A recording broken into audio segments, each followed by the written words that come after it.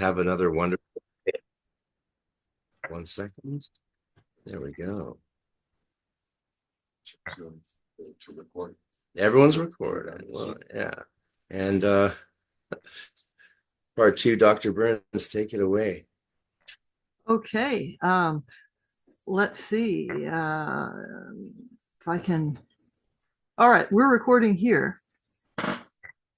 And can you all see me on screen there? Because I can't see you now. Hello? Yes, I could see it. Okay, cool. I don't know what's happening on my end, but anyway, what I'm going to do is just continue from yesterday. I'm sorry about the power outage. And let me just go ahead. And this is my discussion of the connections between the Monad Hieroglyphica and the Enochian corpus rebooted. I'll just quickly review some of the stuff from yesterday. I talked about how John Dee had been looking for an Adamic language even back before he wrote the Monad Hieroglyphica, how some of them that are called Enochian, notably the one of Pantheist, don't have anything to do with the one of Dee's. Talked about how Dee had a copy. He's an expert in ancient Greek. He had a copy of the Codex Marcianus that he copied in ancient Greek. That becomes important in just some of the concepts. Also the concept of angel, by the way, because as Dee would have known, the Greek word for angel just means messenger, and it's not till after the 3rd or 4th century that takes on the modern meaning. Although he's a very pious Christian, he would have both understood the older meaning and probably believed in the newer one. I also talked about how the habits of mind that you develop by understanding the Monad Hieroglyphica are, in our opinion anyway, a kind of foundation for working with Enochian material, especially the transformation of different shapes, which I'm going to talk more about here in a bit. Let's see, this should continue on.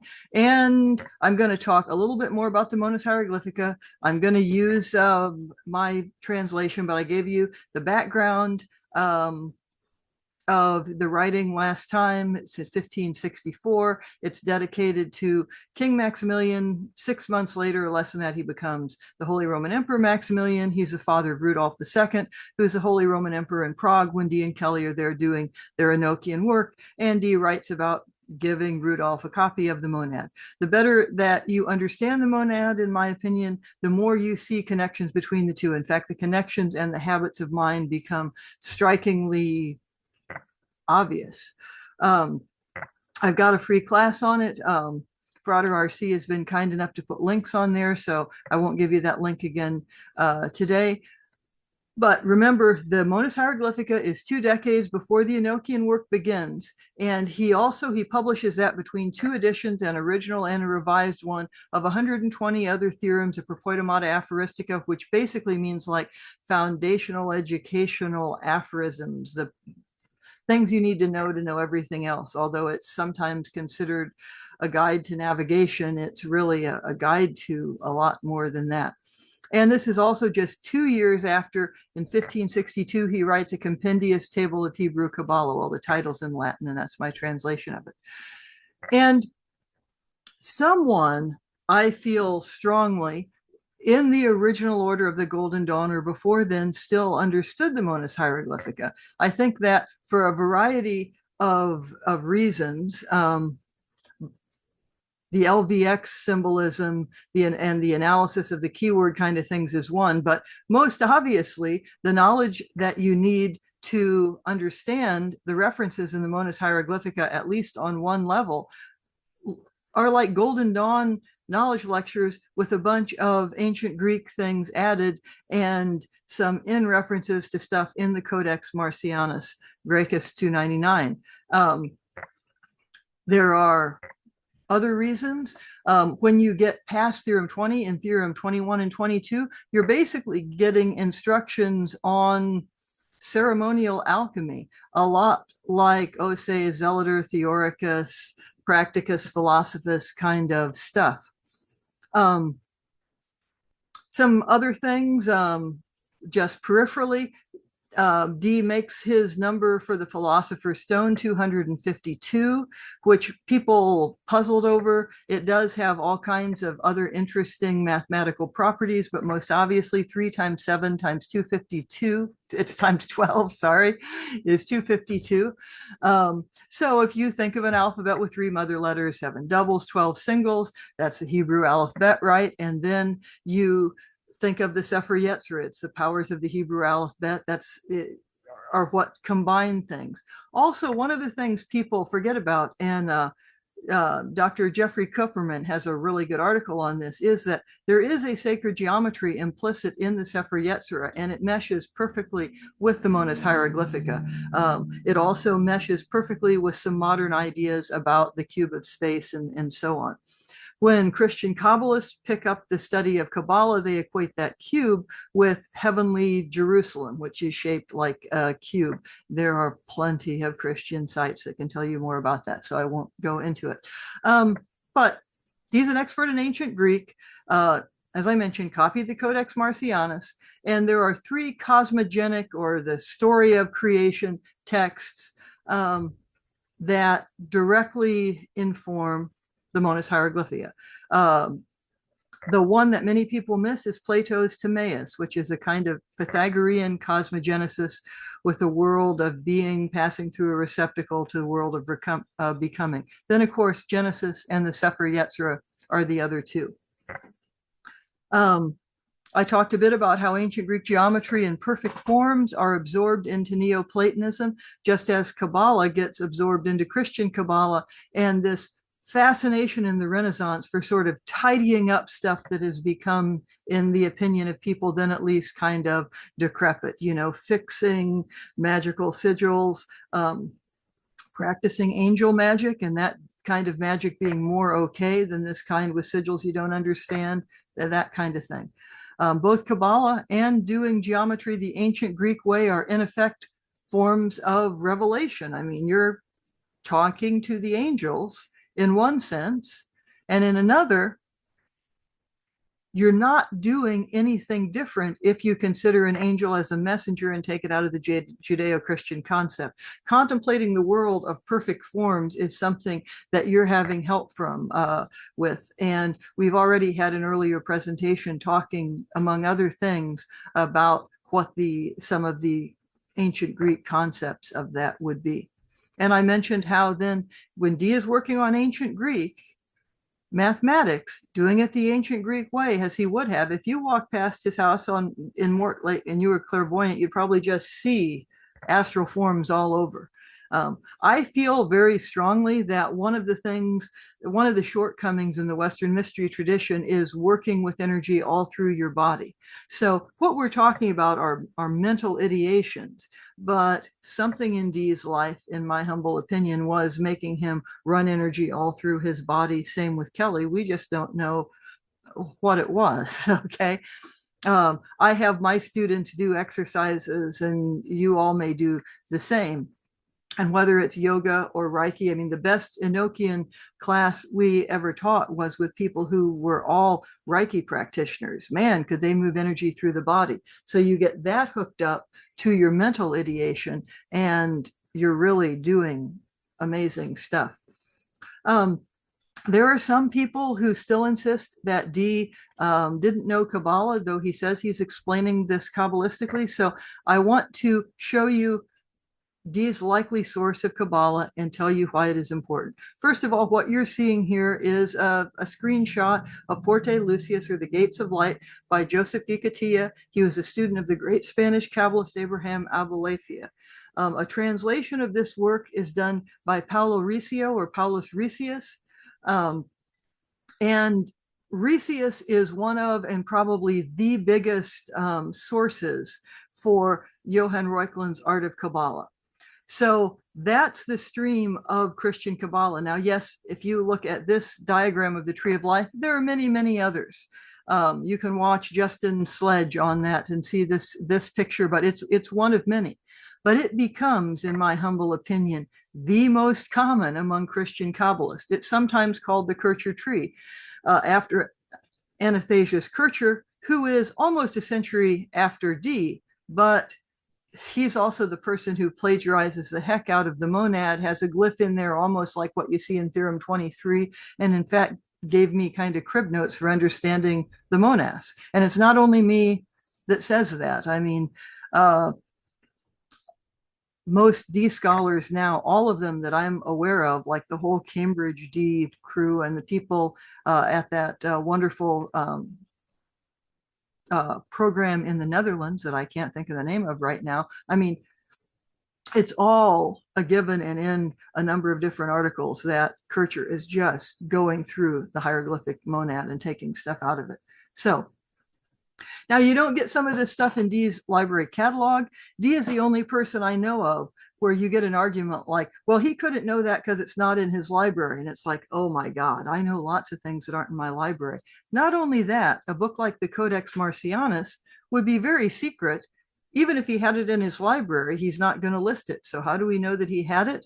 Well, when he was on his way back from the continent, after the Enochian workings, he stopped in Kassel, Germany, and he gave it to the patron there. And it was looked at by none other than Johann Wolfgang van Goethe. I mean, and so eventually someone in Germany said, you know, this was John Dee's book. And by around, I think, 2000, it winds up in Watson library catalog. So now it's accepted that Dee had a copy of that. Anyway, so here's the most common tree used in modern Hermetic Kabbalah. Looks a lot like this one. In fact, all that's missing are these side paths. So that's the one that Dee is using. It's a commonplace now with Enochian to say that you do it from a Tiferetic place. Most people by that are meaning Tifereth in the world of Isaiah. So how could that connect to anything with Dee? Well, I would say that's how Dee is doing it too. There are all kinds of reasons that we won't necessarily go into now unless you want to about why that would be. But what I do want to do is talk about a particular theorem. Yesterday, I briefly went through the first one. I was going to go through others. I'm going to skip that now. And I'm going to jump to Theorem 10.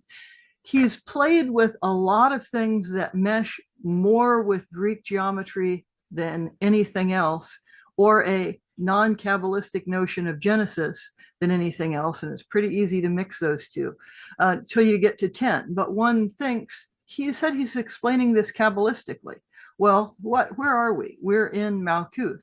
So if you're in Malkuth, then, you know, you've had a shattering of the vessels right there. That's the concept from Rabbi Luria, who is just a few years after Dee. But even before Rabbi Luria, that concept exists.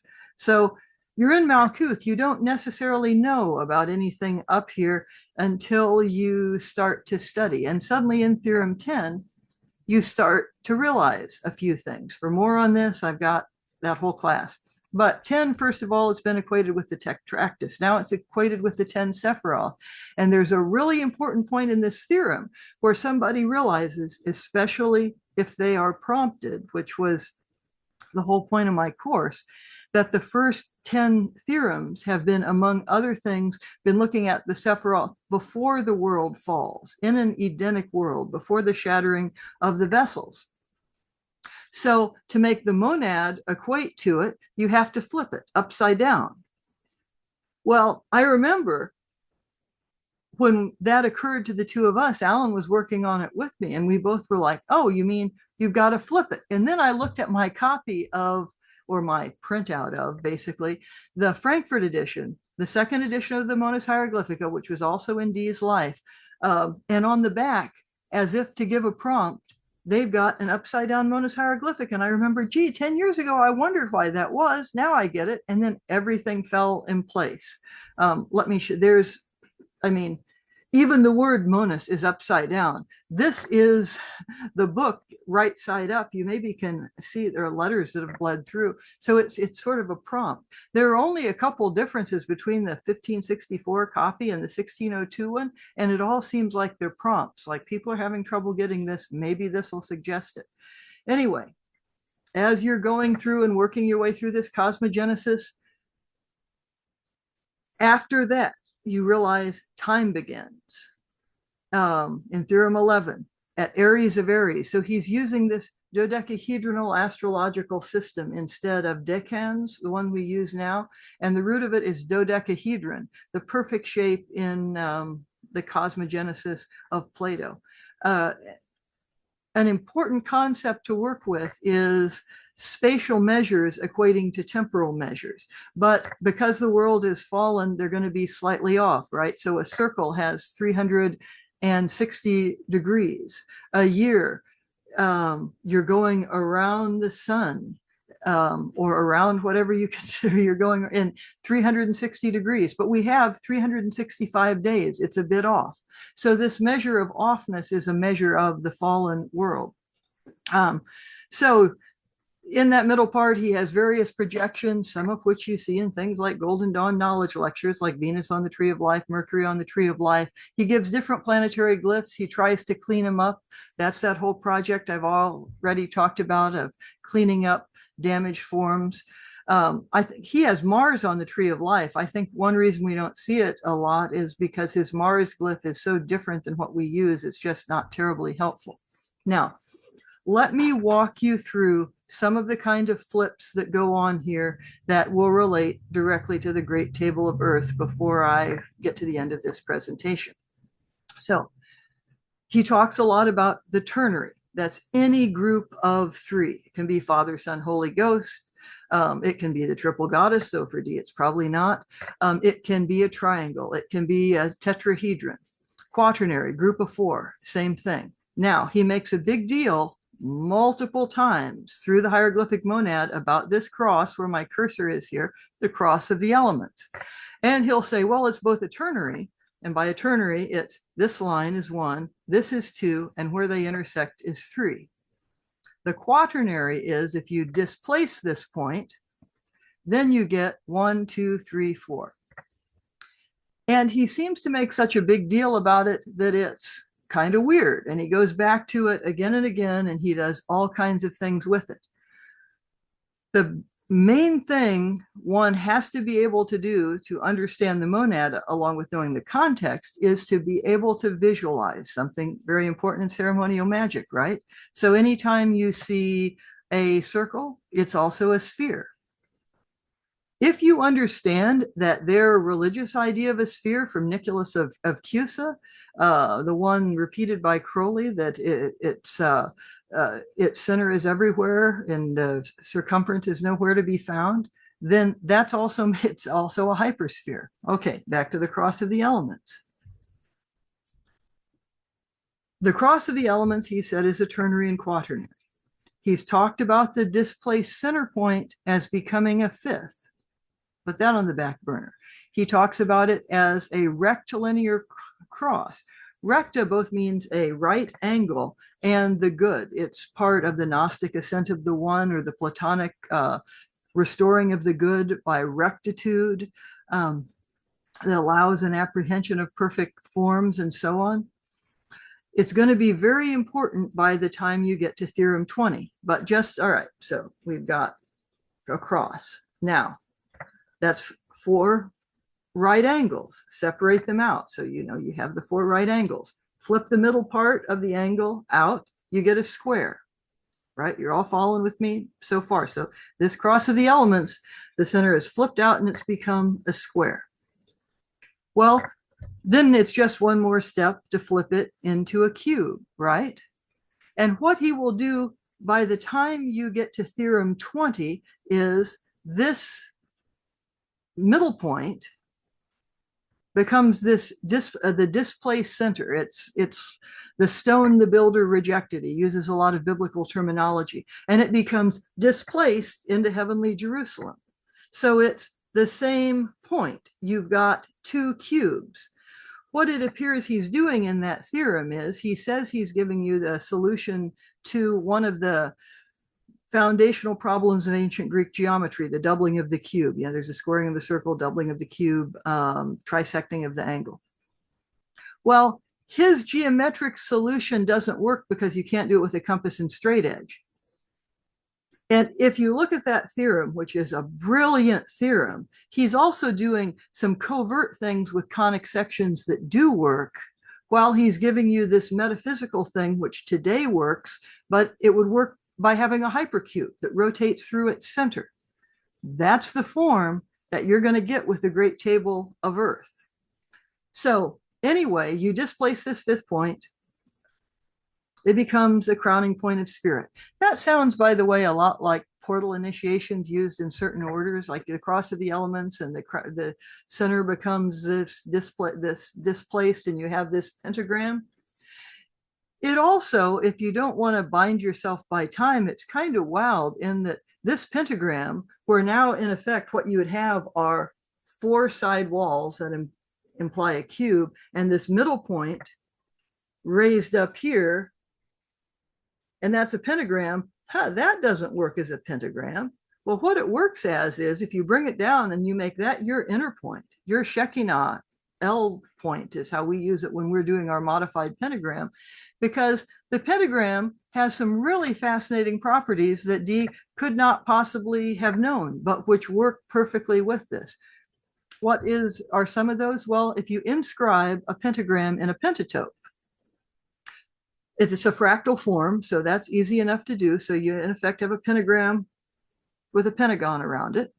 That's a shadow of a 5-dimensional object called a pentatope. You can't flip a pentagram into 3D, but a 4D object, a pentatope, which is made of 5 tetrahedra, by the way, throw a 2-dimensional shadow. And you can do some incredible magical structures with that, which just by your knowledge of it gives those structures more energy over time, in our opinion. But back to D. Okay, I'm going to talk just about one other theorem, because this is the only known source of the LVX sign of the adept used in modern esoterica. And this, he starts out in this one saying, at this point in the discussion of our proposition, we must philosophize a little concerning the cross. It's that cross of the elements again. Also, it's a great pun in Latin that doesn't translate, because cross is crux, right? So like the crux of the matter, the central point is the cross. And so he goes on and talks about a bunch of stuff that if you don't know what he's doing, it just sounds like he's high, and maybe he is, but it makes no sense at first. That he's like, well, if you do it this way, it's like the 21st letter in the Latin alphabet, and you count, and that doesn't make sense. Well, the 21st letter in his time was X. So, all right, yeah, you can tilt it and you get an X. And then he gets very excited because one of those is V, just like in LVX. And you're like, okay. And then he has 5 of them, and he's like, see, there's 5 V's. And by that time, it's like, D, you need to calm down. Like, this is just weird. Then he's going to get L's out of it. You can see how down here, right? Neither of these are L's, but if you flip one, you get an L. And it's like, what is he talking about? And he says, and I'll just highlight an important point here, if a straight line were to be conceived to pass through the common point of the intersection of oppositely placed angles of a rectilinear, rectangular, and equilateral cross, then, okay, well, we're going to put a line through there. That's making it in 3D. What do these things become? They become cones of light. And he signs LVX in other ways in this theorem, even backwards and forwards. I mean, it's wildly dense language. But that, of course, is the LVX sign of the adept. It's something else, though. It's what you get if there's a focus point of light, light in the past and future, light in the present meeting of a point. Follow my cursor here. There you get L, you get this cone as V, you get both of them as X. And he's doing work all the way through with conic sections, which is a whole nother level of this. So that's that part right there that I had highlighted before. And he starts talking about the name of that letter, L. Of course, he doesn't write it out like this, but I've done that as a hint that, of course, that's Hebrew for Aleph Lamed, God in the highest. It's even, L today is used for linea recta, which is when you're dealing with parabolas. there's a really fascinating transformation you can use that just seems like miraculous with the linea rectus. So you may remember that from geometry, or you can look it up. It's not really important right now, but it is fascinating. And so this L is all of those things. Now, if you slice a cone of light, you get one of four shapes: a circle, an ellipse, a parabola, and a hyperbola. These were not described mathematically overtly in Dee's time, but because these are good for things like, predicting where projectiles fall and so on, it's not hard to deduce. It would be a government secret.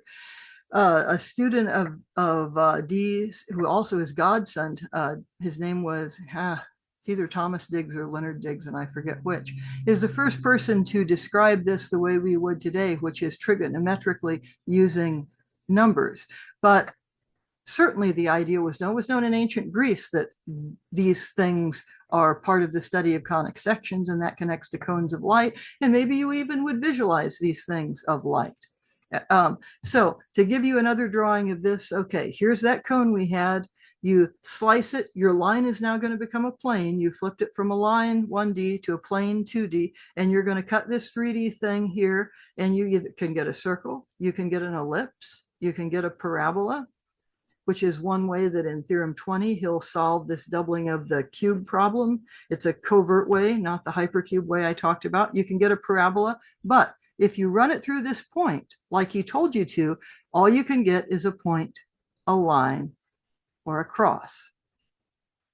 When I realized that, I got the shivers. I mean, and I admit I was lucky in that at that time I was still a professor at the university here, and we would have happy hour, and one of my friends was a math professor, and I'm like, look, am I getting this right? It's been a lot. He was like, yeah.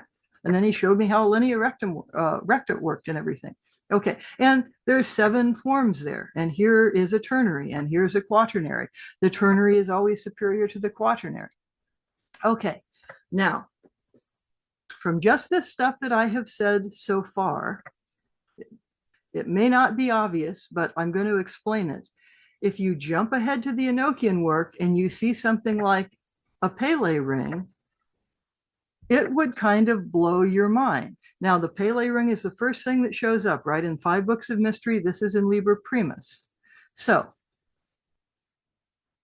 if you see this and you know the monad well, there are a number of things that you might think. First of all, ring itself, if you know Hebrew, a word for ring is a kind, and one of the ways of saying it is a variation on Tiferet. It's Tifera, means ring. So maybe one should only use it from Tiferet if it's a magic ring, or at least Tiferet the Asaya. Now you see this, isn't this just the rectilinear cross flipped out? Here are 2 of his most basic forms. And what do we have here? L, V. And all you have to do is make the X implicit, which as 10, if you're using a Kabbalistic foundation, it's already going to be. So this is what the angels say. So I'm going to come back to this in a minute, but I want to remind you of some of the problems inherent in scrying that mentioned yesterday. And this is also why when Alan and I work with partially channeled material, we try to find some referent for it, because it isn't always right. I talked about how it's commonplace that the psyche of the receiver often affects what is received, but so does the questioner. And I gave the example of the Book of the Law. But also, let's just imagine that what Kelly is doing perhaps starts as a con. And again, that's a whole nother topic, but that's the premise we use. So if Kelly scries this, and he's playing on what Dee wants, either Dee is going to say, hey, you're trying to trick me, or he's hooked.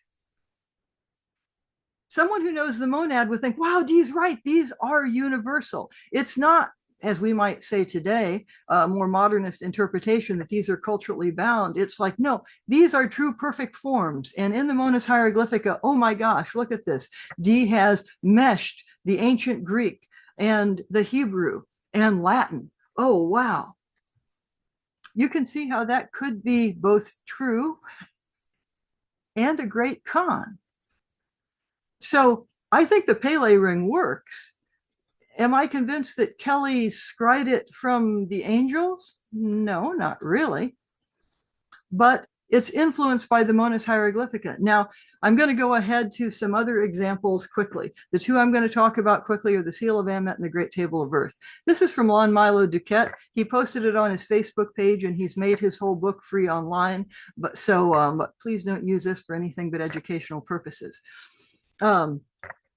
When you read through the reception of the Seal of Truth, where it's this still like the Pele ring, this is Talbot anyway, not Kelly, except most people assume they're the same person.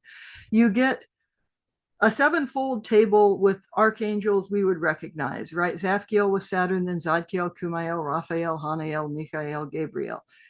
These aren't new. These are not new archangelic names. And it would be easy with the art of memory to fake this whole thing, to have this beautifully drawn seal, a condensation of medieval planetary magic, to have it pre-prepared and scry it. And then the second one, you get Hebrew names of planets, right? Of Saturn, Jupiter, and these are the 7 classical planets. Now, where our work differs slightly from Duquette's, and I don't think this speaks poorly of either of us, is that we get different attributions for the sons and daughters and boys and girls of light. I don't actually think it matters. It's just how you're chopping up the letters in this same table. I know that ours works, and I assume his works, but these first parts are already known. So how does that work? I mean, it's brilliant as Solomonic magic, pre-designed, which I think it was, or not. So you start, once you have this set up, and you have, let's take Zafkiel, Zafkiel, if you were following my cursor there. So you have all of these archangelic names interwoven. Then you have Hebrew planetary names interwoven. And this is appearing to someone who has as deep a knowledge of Christian Kabbalah as anyone else. I know not everyone agrees with that.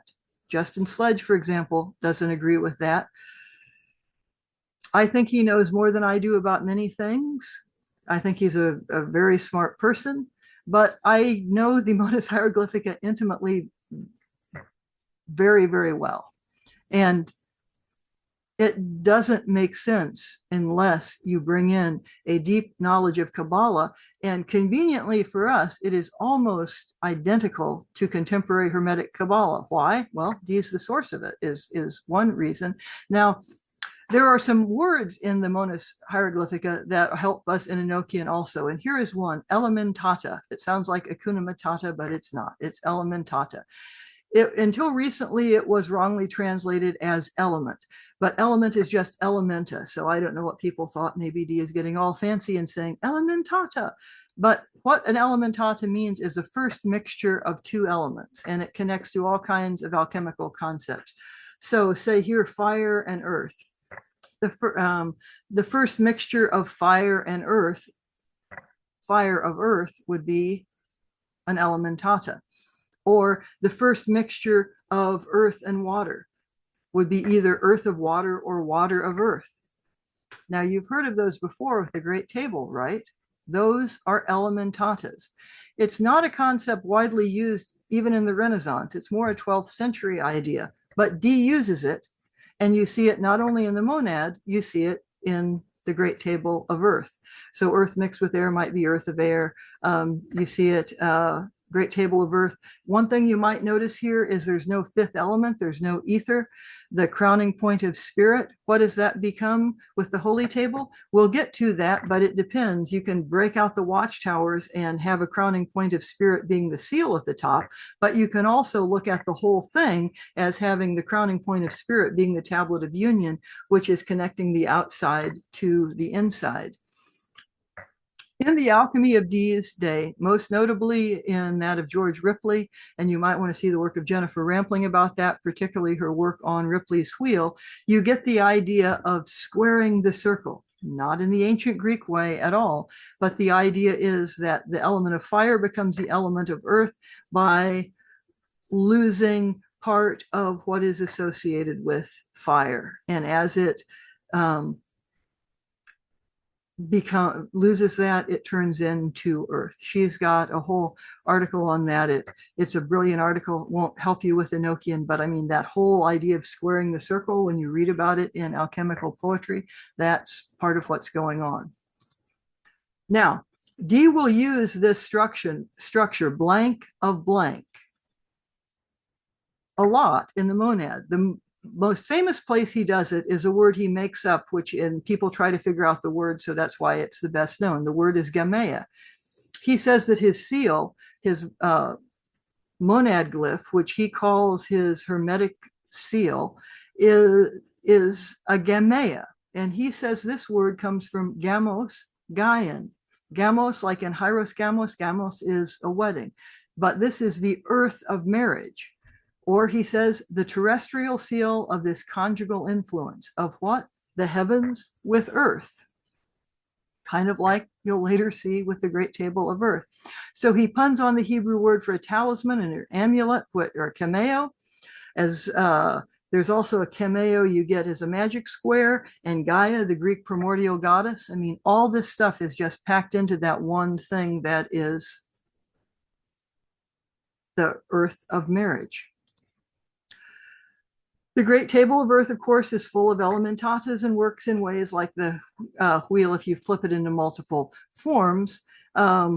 So Alan showed you this same slide yesterday. I'm going to talk about it in a slightly different way. One of the problems that you have, and something he and I had fun writing a whole article on about 10 years ago, is the problem of multi-lettered squares in the Great Table of Earth. Well, there are also governors. So if you let the governor govern the square, which you get in Sloan 3191, which I would consider his private and very encoded personal grimoire of this stuff, you can re-letter them where, like, if there are two different letters assigned to a square, you let the governor govern the square so it becomes that letter, if you're following me. And then you get the table you see here. It also solves some things they've been warned about with Paraoan. So P-A-R-A-O-A-N. Oh, that's all on the outer edge. Go see what the angels tell Dee and Kelly about that word. So it's very important that it's on the outer edges. And here is an L. We've seen why L, Aleph Lamed, but this L is now going to connect because of a bunch of other things that we've written in this rather long article, which you're free to read if you're interested. The L is going to connect to the Black Cross, El Exarape. You recognize what those are. It will also connect up this way. So the outside is literally connecting to the inside. What is this Black Cross? Well, if you were Dee, what would you see it as? It's a cross of the elements. What is the crowning point of spirit going to be now? This connection of the outside to the inside. And it's going to work just like this stone the builder rejected in Theorem 20 and connect the world of time, the imperfect world, the world of becoming, where everything is all muddied and you can't even tell what any element is, to this perfect world of being or of heavenly Jerusalem. So you get all of these. Now you can flip these into space just like you flip the rectilinear cross into a square and flip it into a cube. So then what do these do? Well, they each go into a direction. And the whole discussion of directional attributions is another topic and a big one, but the only one that is always agreed upon is east. Well, if you're just thinking energy, what is east? It's where the sun rises. You can connect it to the ancient Egyptian mysteries if you want, but most obviously it is toward spin, and west is always away from spin. And the others are just poles. In fact, there's a place in the angelic work where Dee and Kelly are told this, with respect to their poles. Well, they don't mean people from Poland. It's like poles of the earth. Okay, so that's what, but how do you flip this into a hypercube? How do you represent this black cross? With the tablet of union, because it's a direction you can't see in 3D. At least in our humble opinion, having worked with this, that's what it is. Now, one person who would agree with us, shockingly, or maybe not if you know, is Aleister Crowley in Liber Hanoch. By that time, when Crowley does Liber Hanoch, they've gone back and found the original manuscripts. The first 5 books of mystery are not in the stuff that Casaubon publishes. And how does Crowley describe what the Enochian system is? He describes it as the symbolic structure of the universe. How is that different from the Sefer Yetzirah as a symbolic structure of the universe? Well, one way it is different is the Sefer Yetzirah is a structure of light coming into matter, and then Tikkun Olam is the working back out of matter, which would be identical to, say, well, analogous to the Gnostic ascent of the One. What you're getting here is a symbolic structure of the universe in Malkuth or Tifereth of Asaya, which is in Malkuth, and how to refine your way out of it, or at least that is our interpretation. I will remind you that today in ceremonial magic, we're used to these attributions of a pentagram, and often we're told these come from Eliphas Levi.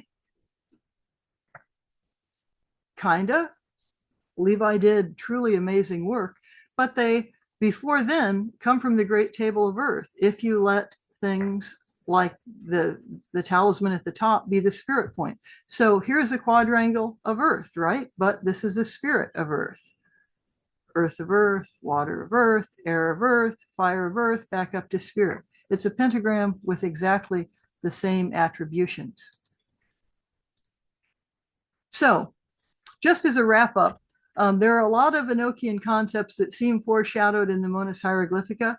You can either you can interpret that however you want, but one way I would discourage you from thinking about it is, oh, therefore the whole thing could be faked.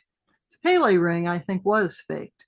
Same with the seal of Amet. But the further in you get, and this is something our friend Vincent Bridges was working on up literally till the day he died, is at what point couldn't it be faked anymore and why? By the time you get to the Great Table of Earth, you're really past the point where some parts of it could be faked.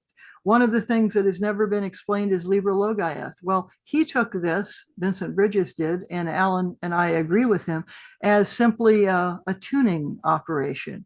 The angels or ETs tuning the mind of Kelly until he could get it right the first time in lettering that whole Great Table, which goes through, most people say a couple iterations, but there are actually, it seems to me, more than that. So what we've seen is the display center of the cross of the elements. You can equate that to the spirit point of the pentagram. I haven't talked about passive and active points of the pentagram connected to the doubling in theorems 21 and 22, but I could talk about that another time. Talked about the idea of an elementata. Deke also comes up with an idea of how the soul or spirit can move up the tree while the body remains in Malkuth. That's what most modern initiatory processes that are Kabbalistically based do, even ones like Bota that have tossed out Enochian, even some like Aram Solus that have brought back in ancient Greek. Of course, now most people think that the Greeks had a Kabbalah, and there's some wonderful works out on that. So You're astrally constructing and transforming images in Yesod, and you're passing up to Tifereth while your feet are securely planted on earth. And from that, all kinds of other things follow. I haven't talked about how the book of Revelation affects Dee's organization of the monasts, but quickly, what Dee thinks he's seeing is heavenly Jerusalem, and he is particularly pointing to a part of the book of Revelation where he sees Maximilian, who he's dedicated it to, of course, as one of the 24 celestial beings going around Christ. 24, same number of days, and so on. When the great table is restructured, it's restructured according to the watchtowers in the book of Revelation. Now, the question for you is, especially if you're not Christian, and while I love the teachings of Jesus, I think he was probably a great magician, I'm not actually Christian. I might consider myself a Hermetic Platonist. So what you have to decide is, do those structures in the book of Revelation connect to something that transcends Christianity? I think as a visionary work, they do. I don't have any problem with that. The most profound thing then, to me, becomes his image of the interior becoming the exterior. Essentially, when you're using the great table of earth, you're always evoking. It's always the macrocosm. That's one reason you always want to do it from a Tiferetic space. So as a Hermetic text, not only as above, so below, but as within, so without. And these points keep circling through each other. Okay. That's it for me here. But I'm happy to answer questions, and I'm sorry to have taken an extra day to get us to this point. It's all right. All right. Wonderful. Okay. Let's, you're still spotlighted. How do I? Oh, that's weird. I don't know. Never spotlighted here, which made me feel much comfortable. Oh, hey, thanks. I just see Anthony Long's question. Gemay, is it important which language he uses the word in? He makes up the word. It was a frustrating thing. He makes up words like, I mean, Shakespeare's got nothing on Dee for making up words. So with this one, he says that he's made it up from ancient Greek. And one thing all the way through the monad is when he flips into ancient Greek or Hebrew, you know it's an important point. He wants to treat all three of them as sacred languages, but he has problems with Latin. Yet, I mean, he's got to write in Latin. I have problems treating Latin as a sacred language, but I mean, it's the language of humanists, so he's using it. Yeah. Yeah, I'm not sure. Has anyone here done Dr. Burns's video course, even in part or in significant proportion? Oh. Yeah, I know you have, Irene. Oh. Irene's a student who's memorized the Enochian alphabet and all the heptarchial beings and you name it. Oh, so we got to get together in the temple. Well, you watched a lot of it. I was real flattered that you watched a lot of it, Frater. I every yeah. And I a lot of them twice. And when you had duplicate videos and redid them, I watched the duplicates. Oh, that's right. And I did all the word study videos, like, you know, here's a word, here's an hour on this word. I did all of that, everything associated with it. It was really fun. I was even waking up at 4 or 5 a.m. just so I could do 3-4 hours of your course before I started my day. It was an amazing journey, which I'm going to do it all again now that I have your book. So yeah, I was very excited to be able to, this has all been great. I mean, this all came out of you and me podcasting and saying it would just be great to get you here and just do our best to make things happen again now that our restrictions lightened up here in Canada. It was a long lockdown for some of us up here. For us here. Philosopher's Stone stuff you've got up there, but anyway, we do have. Yeah, there's a lot of reasons to come to Vancouver and Canada these days. Not to trivial. I'm so honored that you watched all of them. That some people here did. I'll tell you, in translating it, and this worked every time but once. I get to a point of like, okay, I know what those words are, but what is he talking about here? Like, I just don't get it. And I'd meditate on it. I'd go up in our temple space and I'd say, well, and then I had a publishing deadline because Ouroboros Press was very kind. I was like a year late getting this manuscript in. And he was like, well, I know a lot of people had problems with COVID. And it's like, well, I can't really blame it on COVID, but if you let me, okay. And so every time it would solve, except for in one theorem, there's this chunk of text in Hebrew. And I feel like I know what it should mean. I don't know anyone who is that excellent with Hebrew. And that was the only question in there that by the end of it, I felt like, well, somebody else will have to get that one. Yeah, there's some mysteries still alive and well within the Monas, not to mention even including fun ones like strings of Hebrew letters that no one's figured out yet. I started doing some stuff on them, but yeah, I'm sure you're going to have even more to say in years to come as you continue to study it, which you will, right? It's not it's a work it's unending. I never understood the Monas as having significance for me personally, especially magically or in relationship to Enochian practice. But your course changed that, and it changed that for me. It changed the way I approach magic, and the element of the conceptualization, of course, the geometry. It's something we're taught in the Golden Dawn as part of our ritual work, to have those two bridges connected. Mm-hmm. And this is not to even pull Zosimos of it all, which overturns a lot of people's standing opinion. You proved is wrong, that there's no relationship between the spiritual alchemy of Zosimos and the Golden Dawn, and what people slander as the New Age spiritual alchemy of the 20th century. Everyone, including the amazing Sledgehammer, has said that there's no connection historically, which is why our modern view of spiritual alchemy is artificial and nonsensical. But you just proved, your course disproved that. The whole field. It is, and actually, it's Shannon Grimes's book really was helpful with that, because I was going, when I was working on this, to looking at some works by Edward Arthur Waite, who is a person who drives me nuts because he will just say some things that are dumb. And it's like, is that a blind? And then he would have footnotes in his work that kept sending me to the Codex Marcianus. And I was like, how does he know about this? And he says, well, and particularly, look at Isis the prophetess to her son Horus. Oh, okay.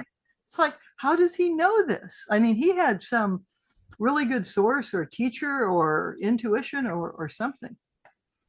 Maybe Westcott, who was a source of a lot of information and did a lot of teaching, right? Like, you imagine being in the original order, sitting around with Westcott talking with Florence Farr and Yates and all them. Crazy. Yeah. It would be. But maybe what you just said there proves Crowley was wrong about Waite, and he's not just dead weight. Well, you can imagine how, like, when the two smartest guys in the room are opining and don't agree, there might be fireworks, but yeah, that never happens. It's my opinion. But yeah. I do have one other very big question that might be a big ask, but I'd like to open it up and make sure other people get a chance to chit chat with you, because we do have time. That's I think, yeah, we definitely have time. So please. I don't have any questions, but I just want to tell you how much of an honor it is to meet you. I'm so thrilled to be in this room, and thank you. Oh, wow, you're very welcome. I mean, it means a lot, because I tell you, when you're alone with this stuff, translating it, you're like, oh, this is really cool. And then it's like, yeah. So thank you. I mean, it's I figured I put videos out there, and honestly, at first, as much for myself as anyone else, like, because I'm like, nobody's gonna go through and get all this stuff if, first of all, they haven't translated. And then the second thing is, I was just lucky. I happened to be going through the Golden Dawn system in the early aughts when I first started this, and I kept thinking like, oh, well, he's not supposed to know Kabbalah, but it seems like this, and this. And then Alan, who didn't know that Dee wasn't supposed to know Kabbalah, was like 252. And he's like, wait a minute. And I remember him taking out a calculator, and he's like, that's what you get if you multiply the Hebrew letters. And I was like, oh, you're right. And we were typing the numbers in again, like, how did anyone miss that? Well, the thing is, people that worked with it weren't ceremonialists. And then I actually wrote to Darcy Kuntz, who's the head of the Golden Dawn Research Trust, when I was working on 21 and 22, because I thought, I don't really want to irritate the Golden Dawn people who know a lot about it and say this is where their initiatory system came from. Like that would be pretty rude. But it looked like, okay, if we figure that you're going through the grades, but these grades are really in Malkuth of Asaya, this is what we have in theorems 21 and 22. And he was like, no, I agree. He says, but he said particular things like with Philosophus and Practicus that you really don't know which is which. And I agreed with his critique of it. I was like really honored that he gave it. But anyway. Yeah. So you had a question, you said? We have a comment from an attendee in England at present. So, hey, shout out to England. As an aside, David Whitaker says, isn't it a funny coincidence that the soccer tonight is England versus Spain? Yeah. Which which actually serves as a hint to what my question will be. So you probably already know it. But again, let's open it and see if we get some other questions. I'm sure maybe this will promote a question. Is one thing that you demonstrate in the course is a correspondence between an elemental sequence in the Monas and the elemental sequence of Golden Dawn grades, as well as you connect the Monas, of course, to the Rosicrucian manifestos, which they connect explicitly through the image being on the cover, of course. But showing that teaching then might have just gone through the Rosicrucian tradition up into whoever created the cipher manuscripts. Because the cipher manuscripts were most likely based on notes taken from the Ordina Goldene Hosenkreuz, the German Rosicrucians of the 1700s, right? Which is where the names Theoricus and Zelator and Practicus come from, right? That's what I understand. And I understand also that the Olin Rush, I believe, look at like the name of the original order that Westcott said it came from, and then supposedly he'd made it up, but really the order existed. And I don't know, but I haven't investigated any of that. I know that's what people who seem to know what they're talking about say. So is your question, are you asking if there was some unbroken tradition of understanding the monad, or? Well, yeah, I mean, that could be that is a good question, I suppose. Like, yeah, well, it just seems that I don't even know if it's necessary to ask a question, because the broken part is the fact we don't know who wrote the cipher manuscripts. But it seems quite clear that due to the Rosicrucian manifestos being written as they were, and even referencing a mysterious language, which right, exactly.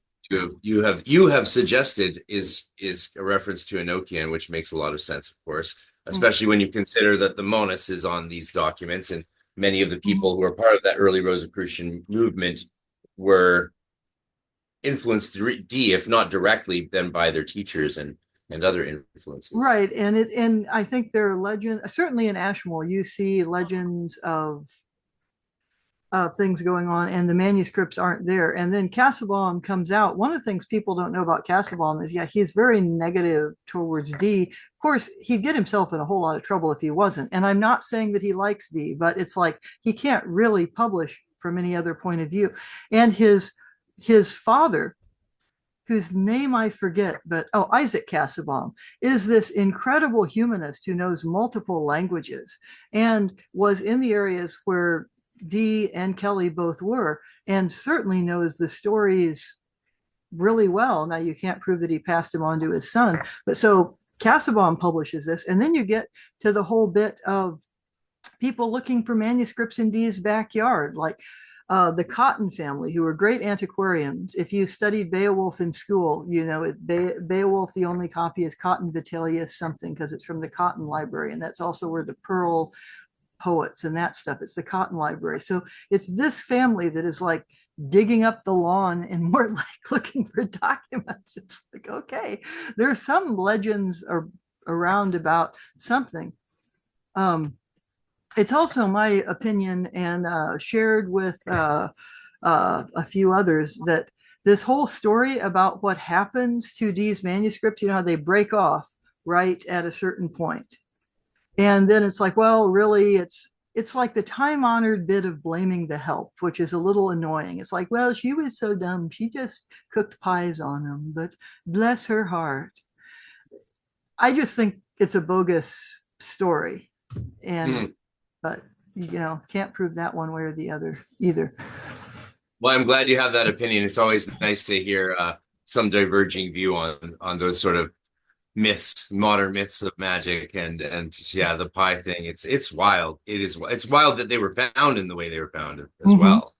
Yeah, that's and right before the fire of London. I mean, that was one of the things saved from the Great London Fire in what was it, like 1666? I think I have that date right. And actually, that brings me back, if I may, just before I go to Irene's question, that brings me to something you mentioned. Do you actually think Sloan 3191 is based on original work of Dee and not like later? Because that's published by Skinner and Rankin as Practical Angel Magic. I may be getting, no, I think, I tell you what, I'll post online which one I'm talking about, but you get the 5 books of mystery, then you get the stuff Cassabaum publishes, but then there's some other law stuff that C.H. Yostin finds. And then there is one that it's in very good handwriting, which Dee is not usually writing in very good handwriting. And you have a round drawing of the Great Table of Earth that's often ignored, and 4 other ones, and you have notes in the margins. That's the one I'm talking about, and I think that's 3191.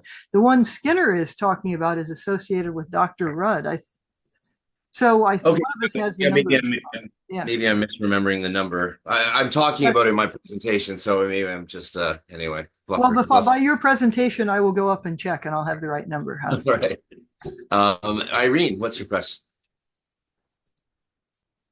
I don't have a question, but I have a funny little tidbit that I'm embarrassed to tell you about, because when you told me that Kircher sort of plagiarized poor John Dee's all his work, the home before this home that I owned was a tiny home, like a little 500 square footer and brand new. And when I sold it to Kircher, and he was part of an angel network that worked for a police pastor. Oh my God, I couldn't believe it. And I've been studying all this. Those kind of echoes are just wild, aren't they? Yeah, I just had to share that. Although I'm not proud of it. That's a great. If no one has another question, I will ask the big question. It's a big ask. All right, I'll just do it. You have mentioned before that you and your husband have done some work regarding the Spanish Armada. Oh. Would you be okay? What could you say about Bifafes and In Extremis? Say that last part, In Extremis. Bifafes, the spirit Bifafes, oh. and the In Extremis. What's he mean by In Extremis? We all know what the hypotheses are. You did actual work around this, and I believe you intimated you had some thoughts. I would love to hear those thoughts. Okay. Vincent Bridges and Dan Winter were of the strong opinion that the heptagonal working was part of what affected the weather to drive back the Spanish Armada. And I don't disagree with that. It's kind of unprovable. And also, I will say that Deb Harkness, who is a great Dee scholar, not very good on Enochian, but incredible on everything else, when she decides to fictionalize it in her All Souls trilogy, she has the thing that kicks up the storm being a calling of the witches coven. I would say, like every esoteric, anybody who could move energy is trying to mess up the Spanish Armada. Vincent was experimenting with, one of the problems was the Spaniards they come into the Netherlands and they've got a shift boat, they've got to restock and stuff. So if you could just delay them long enough, that would be helpful until the weather is bad. So he was thinking, well, what if this is total speculation, okay? Total speculation. But what if along with doing this, we have all these things about Kelly changing lead into silver, doing the Philosopher's Stone. Now I'm more inclined to think along the lines of P.D. Newman, but certainly some people see, and either they're lying, like for example, Edward Garland in there is probably lying. That's probably Edward Dyer in my opinion. But William Cecil in England, and then some people in Prague think that, you know, Kelly's able to produce all this gold. So one of the things that happened in the Czech Republic before we think of the Protestant Reformation beginning with Luther and Lutheranism, but in the Czech Republic, they had Jan Hus, and there was a big Hussite rebellion in the Czech Republic, which involved sacking a lot of the cathedrals. So my point is, there was a lot of gold cast about out in the countryside. If Kelly is as clairvoyant as one thinks he is, one of the things you can do very well is dowse for metals. You dowse for water, you can dowse for gold.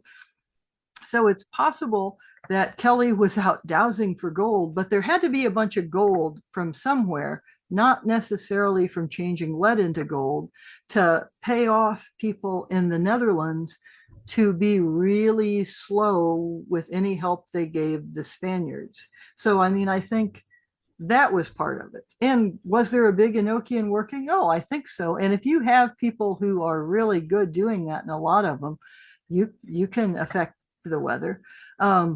Vincent back in 1994 had this huge Sedona working. It was with Dan Winter, another friend of ours, Bear Galloway was there, some other people from the Melchizedek organization coincidentally wound up there. And they charged everything. They did all the calls, and they claim like they saw a giant eye in a tornado. I wasn't there. I don't know. So, but it seems to me, if you're calling on these spirit, I mean, I think my concept of magic is you're working with the magical flow of manifestation. If England, with all of its horrible excesses in the Age of Empire and everything else, was still preferable to, say, Spain in the Age of Empire, which I think is not a hard argument to make, then you could certainly say that kicking up a huge storm against the Armada would be working in the magical flow of manifestation.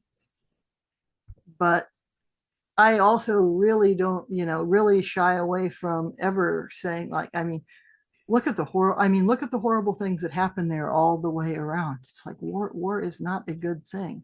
And the Spanish Armada deforested Spain, among many, many other problems. So I mean, I guess I do tend to see all of that as some kind of an intervention. I'm dancing all around your question because I'm not going to answer yes to that.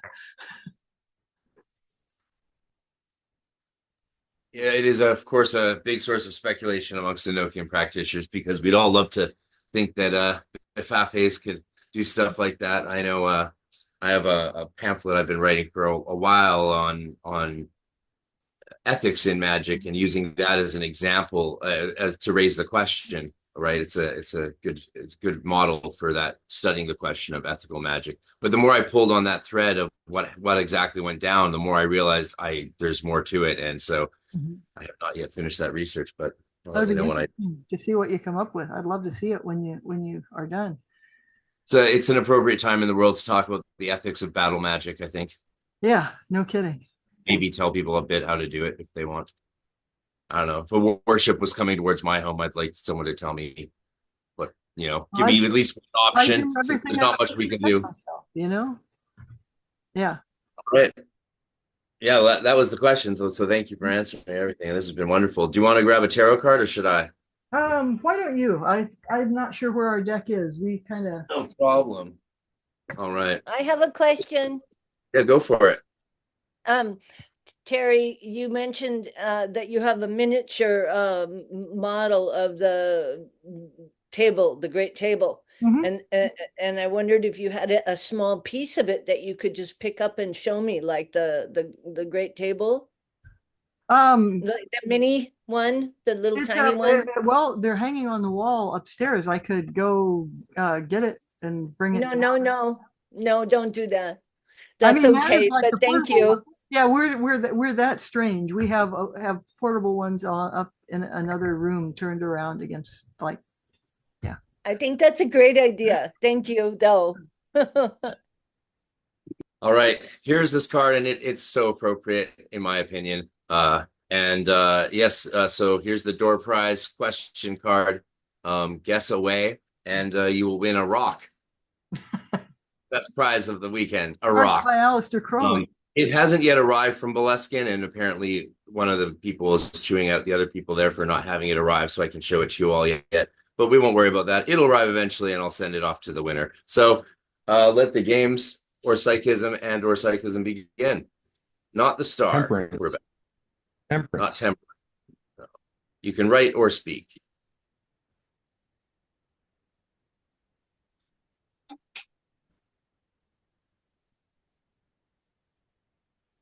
Hermit. Not the Aeon.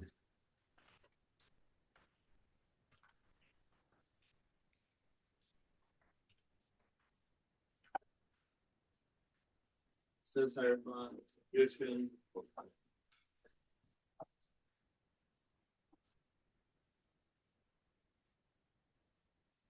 Not Hierophant. Not Magician.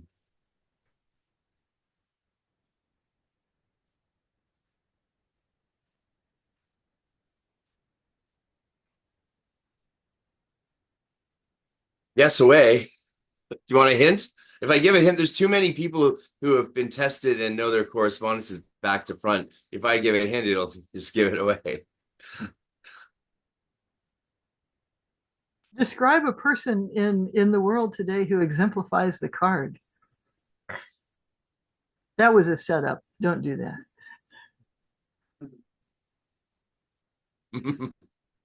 Yeah.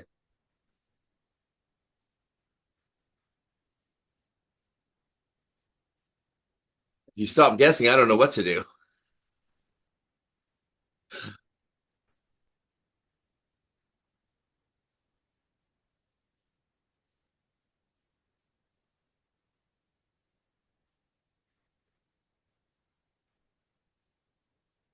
You don't want to take, people can guess again, right?